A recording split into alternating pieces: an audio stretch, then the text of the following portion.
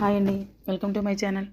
మనలో చాలామంది మన ఇంటికి దిష్టి తగలకూడదని ప్రతి అమావాస్యకి కానీ లేకపోతే మనకి గుమ్మడికాయ ఎప్పుడైతే కుళ్ళిపోయిందో అప్పుడు ఏదో గుమ్మడికాయని కడుతూ ఉంటాం కదండి.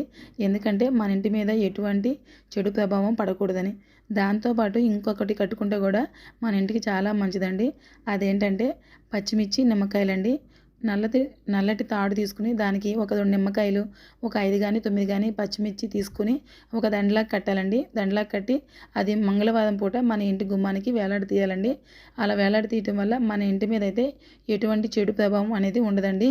అంతేకాదండి, ఇలా కట్టడం వల్ల ఇంకో యూజ్ కూడా ఉందండి.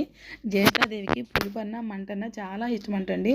కాబట్టి జ్యేష్ఠాదేవి వచ్చినప్పుడు మన ఇంట్లోకి రాకుండా మన ఇంటి పైన ఉన్న పులుపు మంట తింటూ ఉంటుందంటండి. కాబట్టి ఇంట్లోకి అనేది అడుగు పెట్టదండి. దానివల్ల కూడా మనకు చాలా యూజ్ అవుతుందండి. చాలామందికి తెలుసు, ఎవరికైనా తెలియదేమో అని చెప్తున్నానండి. ఈ చిన్న రెమెడీ మీకు కనుక యూజ్ అయితే ప్లీజ్ సబ్స్క్రైబ్ మై ఛానల్.